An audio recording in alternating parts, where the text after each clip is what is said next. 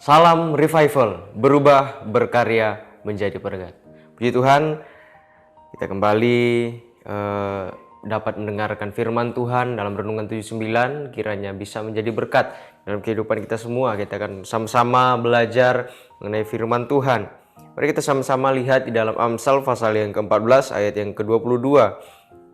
Amsal pasal yang ke-14 ayat yang ke-22, di sana dikatakan, "Tidak sesatkah orang yang merencanakan kejahatan, tetapi yang merencanakan hal yang baik memperoleh kasih dan setia."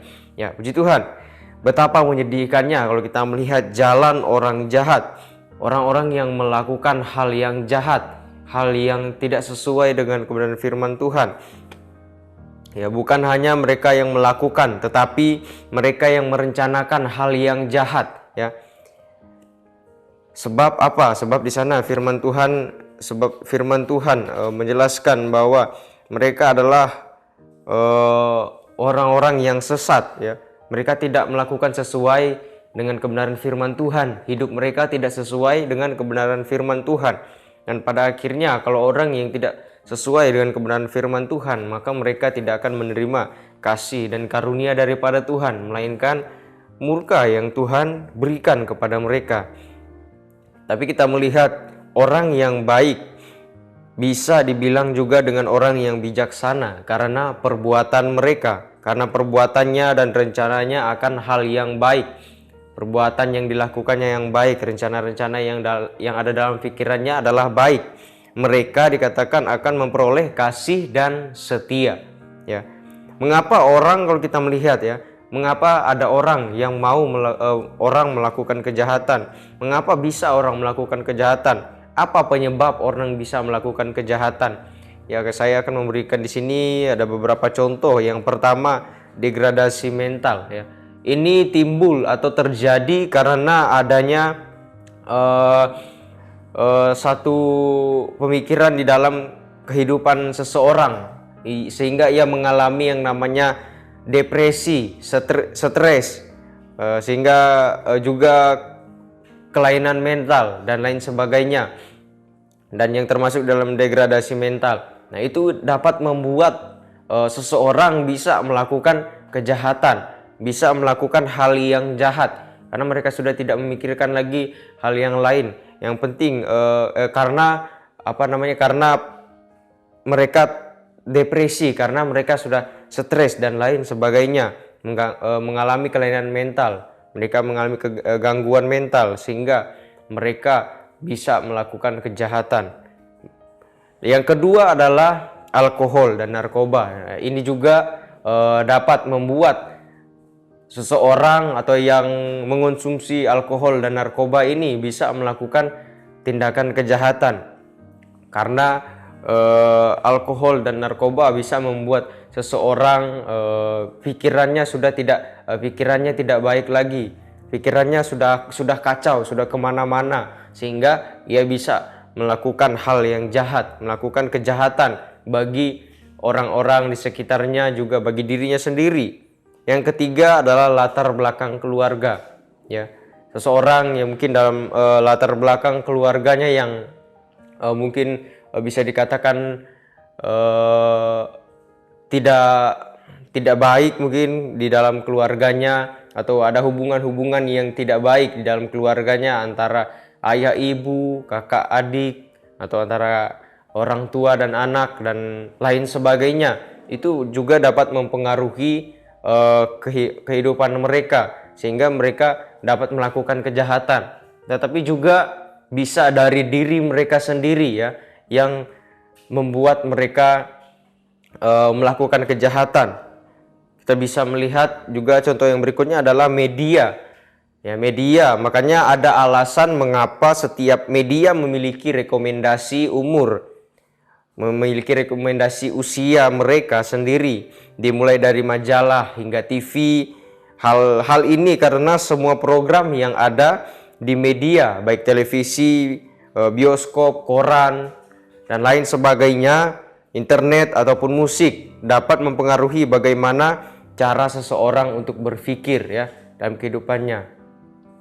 Ya, karena ini juga dapat mempengaruhi seseorang untuk berpikir ketika ia setiap hari atau sering melihat hal-hal yang tidak baik, atau anak-anak yang melihat hal-hal yang seharusnya belum ia lihat, dan itu bisa saja dilakukan oleh anak-anak tersebut. Ya, dan yang berikutnya adalah kebutuhan keuangan atau ekonomi. Ya, ini juga hal yang paling sangat mempengaruhi orang dapat melakukan kejahatan. Ia bisa dapat membuat orang melakukan kejahatan dengan cara mencuri, merampok. Ya, uang ini membuat orang bisa mencuri, merampok, juga bisa membunuh, bisa juga merusak usaha orang lain. Dengan apa? Mungkin ia memiliki usaha dengan orang lain, saling bersaing, tetapi usaha yang ia lakukan kalah dari orang-orang lain, sehingga ia bisa melakukan hal-hal yang tidak baik dengan memfitnah atau menyebarkan berita-berita yang tidak baik tentang orang yang ada di sekitarnya atau orang yang di sebelahnya, sehingga itulah membuat dia bisa melakukan kejahatan. Juga bisa dengan menjual barang-barang terlarang seperti tadi narkoba. Ya, banyak terjadi orang-orang menjual narkoba, dan ini pasti mereka akan ditangkap karena menjual narkoba, barang yang terlarang. Juga termasuk dengan korupsi. Terkadang meskipun pejabat-pejabat, kita melihat orang-orang yang sudah memiliki uang atau memiliki pendapatan yang bisa mencukupi kehidupan mereka, tetapi karena uang mereka masih belum merasa cukup, sehingga mereka bisa korupsi. Ya, korupsi, mencari keuntungan di dalam kehidupan mereka, dan ini menjadi suatu kejahatan. Dan inilah yang membuat manusia dapat jatuh ke dalam dosa, dapat jatuh ke dalam kejahatan dan berbuat jahat.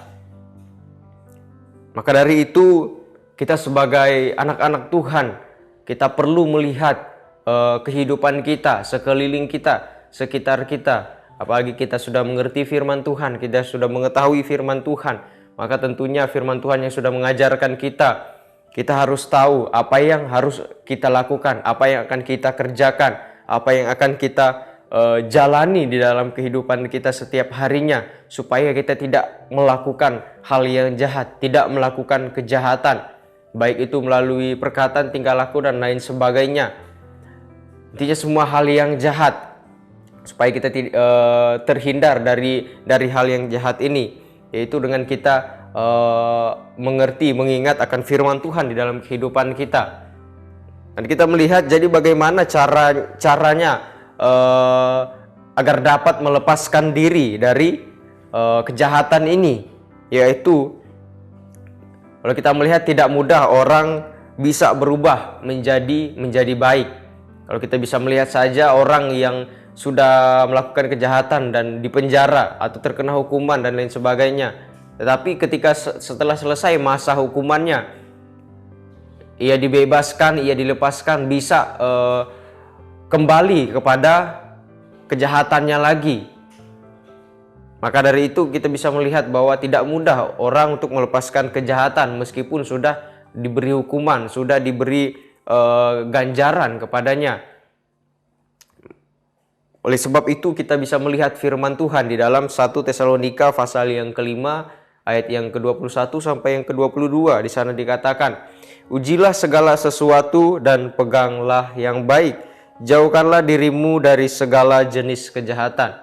Nah, ini adalah salah satu ayat dalam Alkitab, firman Tuhan mengingatkan kita bahwa kita harus menguji segala sesuatu yang akan kita lakukan, yang akan kita kerjakan, supaya kita tidak salah untuk melakukannya, supaya kita tidak salah untuk mengerjakannya. Yang saya bilang tadi, pentingnya firman Tuhan di dalam kehidupan kita, karena firman Tuhan yang memberikan kita pengertian, yang mengajar kita, firman Tuhan yang menegur kita, supaya kita bisa berjalan di jalannya Tuhan, kita bisa mengambil hal-hal yang baik, melakukan hal-hal yang baik bersama dengan Tuhan di dalam firman Tuhan yang mengajarkan kita. Juga dikatakan jauhkanlah dirimu dari segala jenis kejahatan. Ya, yang pertama dikatakan ujilah segala sesuatu dan peganglah yang baik. Ketika kita dalam hidup kita menguji segala sesuatu atau kita melihat apakah hal ini baik atau buruk untuk kita lakukan. Jika buruk tentunya dikatakan jauhkanlah diri dari segala jenis kejahatan. Kita menjauhkan diri kita dari kejahatan atau hal-hal apapun yang dapat membuat kita melakukan kejahatan, agar kita tetap hidup menjadi anak-anak Tuhan yang melakukan firman Tuhan, menjadi orang-orang yang baik. Sehingga apa? Firman Tuhan katakan mereka akan memperoleh kasih dan setia daripada Tuhan, berkat Tuhan yang besar di dalam kehidupan mereka.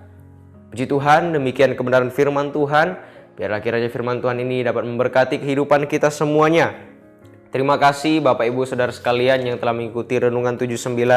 Kiranya dapat menjadi berkat di dalam kehidupan kita semua. Bagi Bapak Ibu Saudara-saudari yang ingin didoakan untuk pokok-pokok doa tertentu atau menceritakan kesaksian, baik mujizat, kesembuhan, pemulihan, masalah keluarga, dan lain sebagainya, dapat Bapak Ibu salurkan melalui chat WhatsApp di nomor 08 13 27 42 00 88. Puji Tuhan, kita akan berdoa untuk firman Tuhan.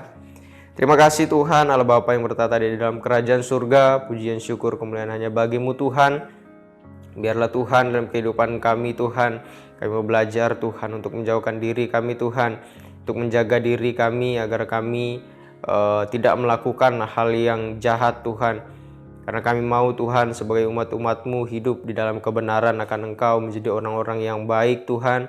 Dan biarlah Tuhan firman-Mu yang akan terus menuntun kehidupan kami, menegur kami, mengingatkan kami untuk apa yang bisa kami kerjakan, untuk apa yang seharusnya kami lakukan di dalam kehidupan kami Bapa, sehingga kami dapat menerima apa yang telah Engkau janjikan di dalam kehidupan kami, kasih-Mu, kesetiaan-Mu, karunia-Mu dalam kehidupan kami. Engkau limpahkan dalam kehidupan kami Tuhan. Terima kasih Tuhan, terpujilah nama-Mu, mengucap syukur di dalam nama Tuhan Yesus Kristus. Terima kasih ya Tuhan, kami telah belajar mengenal Kristus, telah mendengar dan menerima pengajaran di dalam Kristus Yesus. Dan biarlah Tuhan kiranya Engkau selalu ada di dalam kehidupan kami, mengajar kami, menegur kami. Di dalam nama Tuhan Yesus Kristus, haleluya, amin.